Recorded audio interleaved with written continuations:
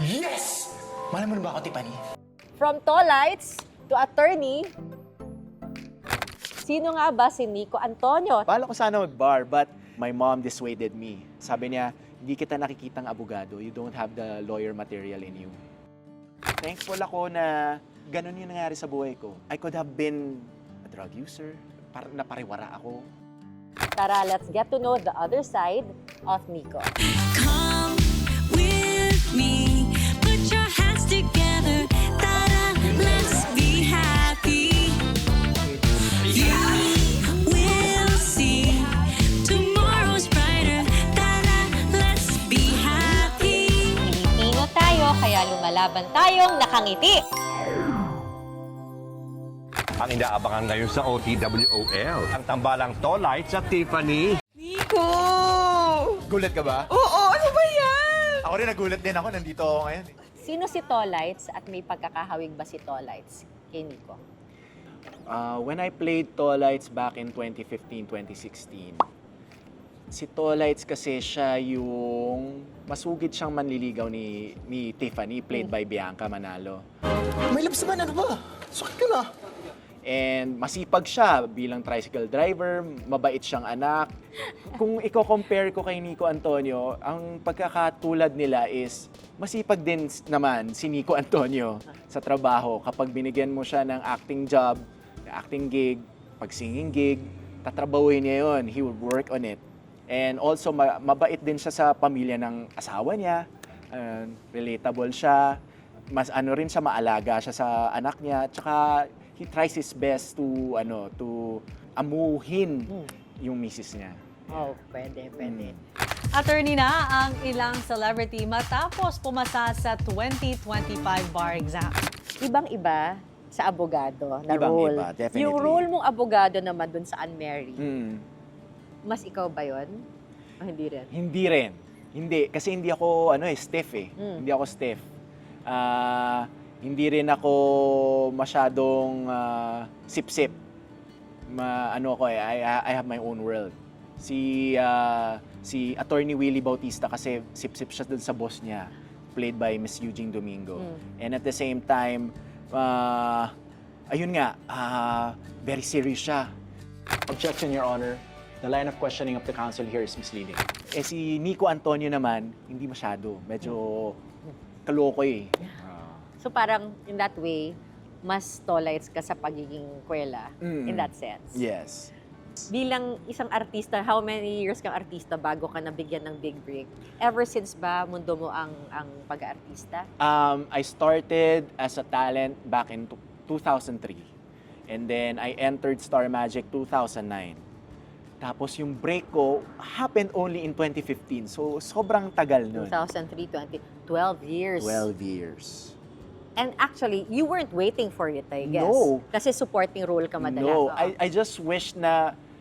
Actually, may mga wishes ako. Like, for example, sa MMFF, may mga kakita kong mga kasama ko na ang dami nilang pelikula doon. Sabi ko, wish ko, gusto kong maging tulad nila, lalabas ako sa maraming pelikula rin. Nangyari yun. Cinemalaya rin, ganun. Itong ganitong character na to, itong artista na to, saan ko siya nakita, ginawa ko rin yun. So, yun yung mga mini wishes ko. Pero yung sumikat, wish ko, pero hindi ko na siya nilalagay sa utak ko na mangyari. Wala na. Eh, nung nangyari, paano? Nagulat ako. Sobrang saya and sobrang shock. Sinasabi ko na nga ba eh.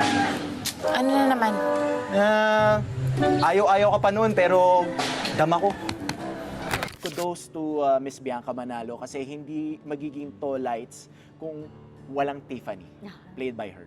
So, yung chemistry namin together was so swak na nagustuhan ng manonood yun, aside from yung characters being played by Nadine and James at that time. Para kayo yung, may tawag doon sa yung parang main love team tapos yung second love team. Minsan Yes. mas sumisikot po yung second love O team, yun, di ba? Sa at ibang some pagkakataon. point, nung nag-aaway na yung, pinag-aaway ng story yung characters ni James at saka Nadine, sa amin kumapit yung audience. Kasi parang umaangat, binibigyan ng scriptwriters ng love angle yung partnership namin ni Bianca. Okay lang, my loves. Ngiti man o suntok basta galing sa'yo. Solve na ako. You told me something about having to like literal na pinipilit mong maging humble. Mm. Anong ibig mong sabihin? Kasi, siyempre, nangyari yung On the Wings of Love, tapos nangyari yung Twilight Tiffany. There was a time also na pumasok siya sa ulo ko. I have to admit na medyo lumaki yung ulo ko, pero hindi ko napapahalata yun sa iba. It's more on my family. Napansin nila yon. And so, Pwede may detalye, hindi ko maintindihan. okay, na-neglect ko yung wife ko. Hmm. Hindi ko masyado siya pinapansin. Mas pinapansin ko yung fans, yung mga hindi ko kakilala, yung kakakilala lang sa akin because of what happened to me. Nineglect ko yung mga sinasabi ng mom ko na wag mo pabayaan ang anak mo, yung ganyan. Yun yung parang pumunta, it went to my head. Paano ka nabatukan para medyo bumalik-balik sa lupa? Nawala silang lahat. No way. I mean, hindi, not my family. Okay. Yung mga fans na tumuring na Tolites, Nico Antonio Tolites, ganun, nawala na sila. Doon ko na-realize na, oo nga, famous fleeting nga talaga. Salamat at inamin mo rin. Ang alin? May gusto ko sa akin. Nung time na yon, nung nag-artista ka, Otwal, asan yung pangarap mo maging abogado? Wala. Nasaan ka no? Zero. No plans of No being- plans. Kasi I finished law school 2014. So, On the Wings happened 2015. So, parang sabi ko sa sarili ko, Nag-law school ka na, nag-artista ka, nag-law school ka, so balak mo mag-bar naman? Or wala Bala ko lang sana pa- mag-bar. Oo. Bala ko sana mag-bar. But, yun, my mom dissuaded me. My wife dissuaded me also. Sabi nila, especially my mom, sabi niya, hindi kita nakikitang abogado. You don't have the lawyer material in you. Kasi, Ano ibig sabihin mo? siguro yung the way I compose myself, the way I present myself to the public, my temper, I have a temper kasi, and I'm very emotional. So, ang abogado daw is dapat kontrolado niya yung emotions niya. Very cerebral. Hindi mo papahalata sa tao o sa kalaban mo lalo na naiinis ka na, galit ka na. Dapat hindi. Hindi ako ganun at that time. So, sabi niya, huwag kang mag-bar. Baka hindi mo kayanin yung pag hindi ka pumasa. Yung depression. I took it sa puso ko. So, nakinig ako. Hindi ako nag-bar. And then also, I went to a workshop, acting workshop with Direct Loris Guillen. During the break, she gave me a pep talk. She asked me, ano ba gusto mong mangyari sa buhay mo? Oo, sabi niya, gusto mo ba mag-artista? Gusto mo ba maging abogado? Sabi ko, pareho. Sabi niya, hindi pwede yun. You have to choose only one. And then, yun na nga, On the Wings happened. So, it was fate telling me, choose this.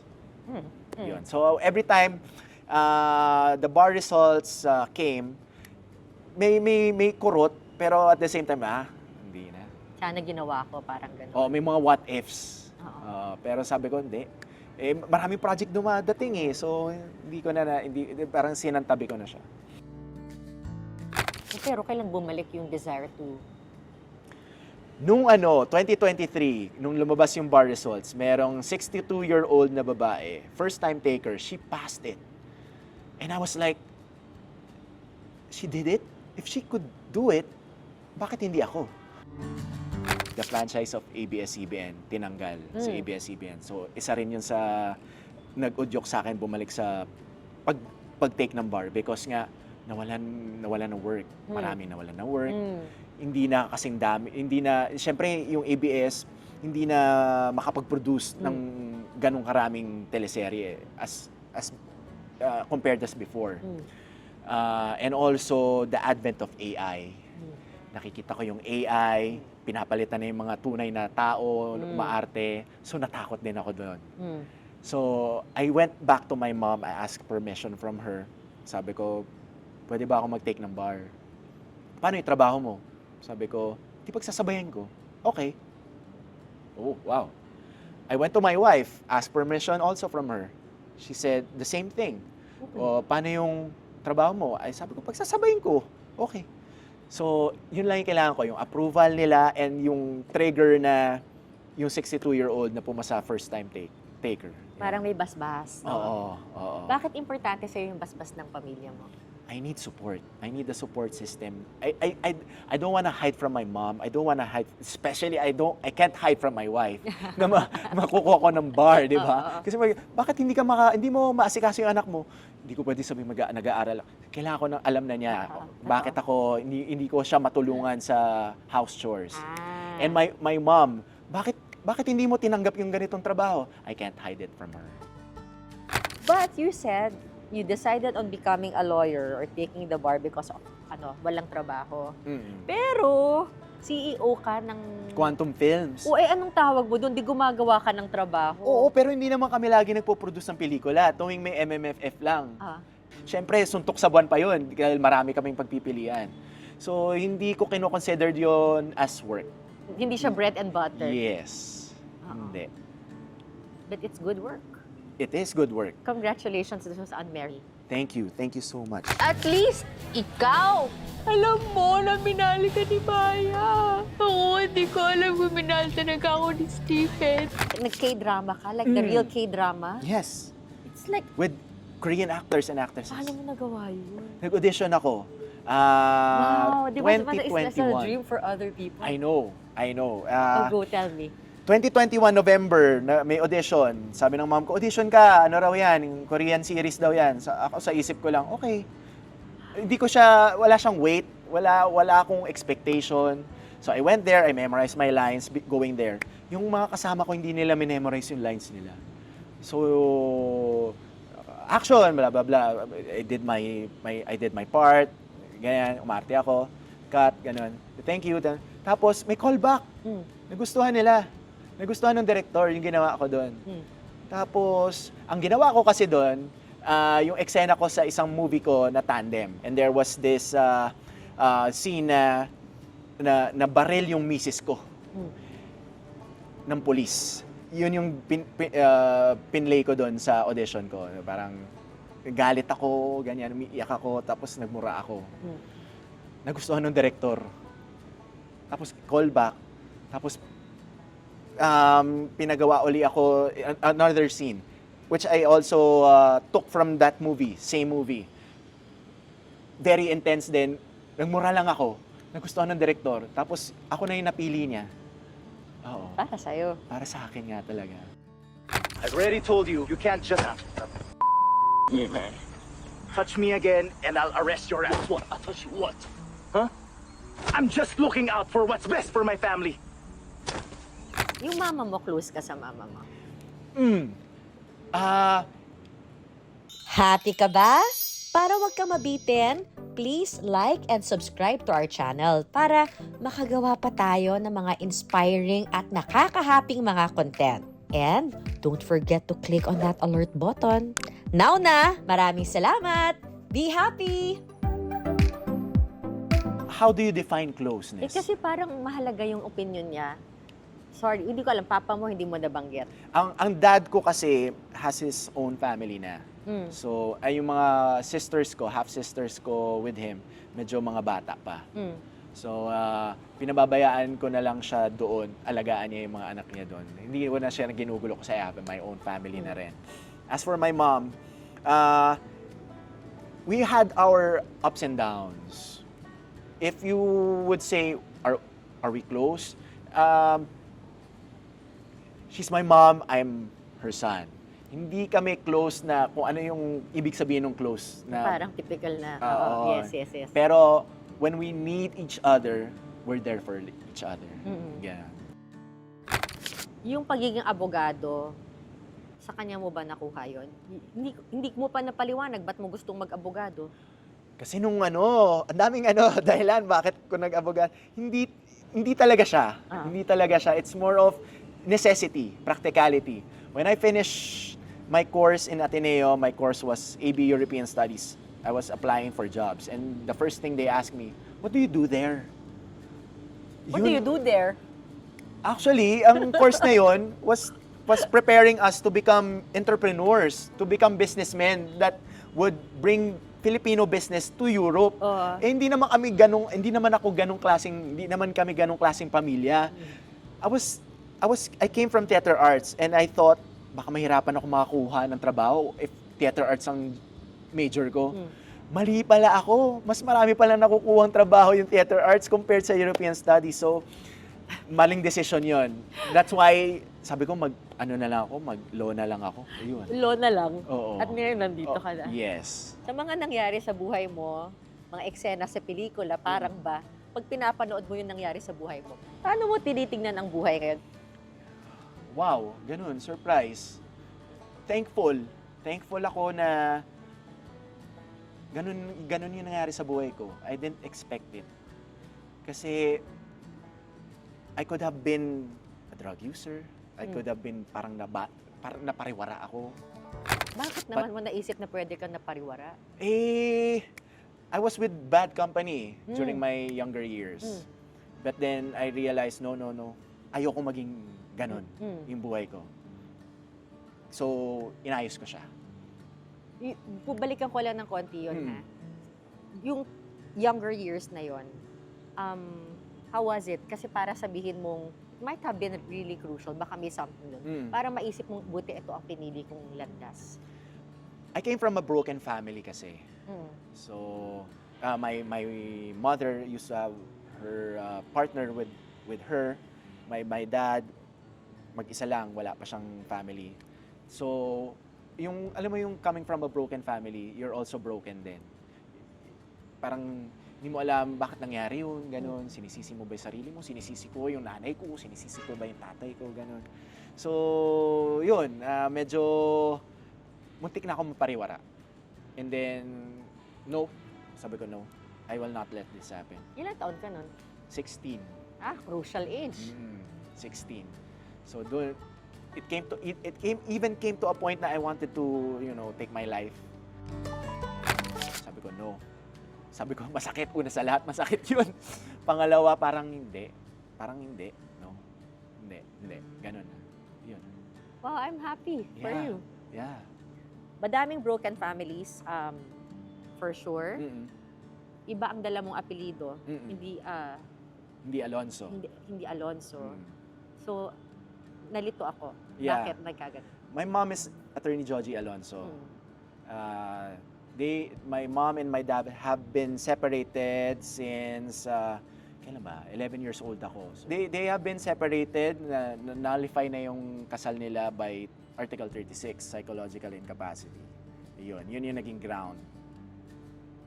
Pag sinasabi mo ngayon, alam ko na for a fact na minsan kailangang magkaroon ng basihan kahit wala naman talaga. Yeah. So, sinong nagsabing meron? Sige, lagyan mo na lang psychological incapacity para lang... Yung dad ko may psychological incapacity. Yun ang naging issue ng mom ko sa dad ko.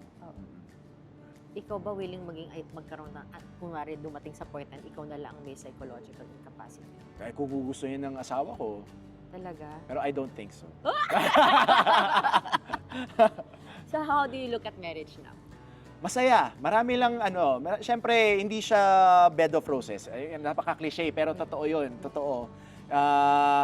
Hindi siya madali. Talagang pagsisikapan yung mag-asawa. You will really have to make a spark. Kayong dalawa na mag-uusap kayo na ganito na nangyari, dati ganito tayo. So babalik uli i-rewind natin. I-rewind ka uli na yung bang bakit mo ba nagustuhan ako? Bakit pa kita nagustuhan? Yun. Diba sinabi natin magsisimula tayo ulit pagkatapos natin manalo sa annulment? And doing this movie na Unmarry, as a producer Yes. and as an actor, anong gusto mong maparating sa audience mo rin? Kung ano yung message ng movie is to love yourself. Huwag niyo ikakahon yung sarili niyo dun sa kasi ito yung tingin ng society sa atin pag naghiwalay tayo, kawawa na kawawa definitely yung mga bata, pero mas kawawa ka naman kung isasakal mo yung sarili mo dun sa hindi ka na masaya. Hindi ka na nag-grow. So, yun yung pinrotray ni Angelica Panganiban dun sa movie na hindi na siya masaya dun sa marriage niya with Tom, played by Tom Rodriguez. Kaya siya nag-file ng annulment. Paano ka bilang tatay ngayon, given that brokenness? Sabi ko, hindi ko gagawin yung ginawa ng parents ko sa mga anak ko. So, I am there for them 100%. Even if I'm working, I'm still there, virtually. My wife calls me, so kinakamusta. Tapos, whatever they want to do, I support them. I don't dictate what I want for them. Ang sinasabi ko lang, mag-swimming kayo, mag-aral kayo mag-swimming kasi it's a life skill. Mag-aral kayo mag-bike kasi, alam mo, importante yun, matuto ka mag-bike. Pero, other than that, kayo bahala kung anong gusto niyo mangyari. Kaya ikaw pa yung, alala ko nung in-invite kita, sabi mo, ahatid mo anak mo. So, super hands-on. Nag-field trip pa kami sa Batangas kasi nga, gusto kong makita na well taken care of siya. Kasi, syempre, hindi natin kung anong pwedeng mangyari. Totoo yun. So ngayon, it's a new chapter for you, no? Parang it's a new, bagong kabanata. Kaya, palagay mo may bagong kabanata bilang abogado o kaya mo pang pagsabayan ang pagiging abogado at artista? Anong mas pipiliin mo na ngayon? Sa ngayon, may commitments pa ako eh. Meron pa akong acting commitments. Meron akong ginagawa ngayong indie movie for Quantum. So, yan. Pero it's not for commercial, it's not commercially viable. So we're hoping na it gets to some A-list festival. And also, I'm part of The Kingdom, Magkabilang Mundo, for another channel. So, ayan. So, tapusin ko muna yon and then I'll see where fate gets me.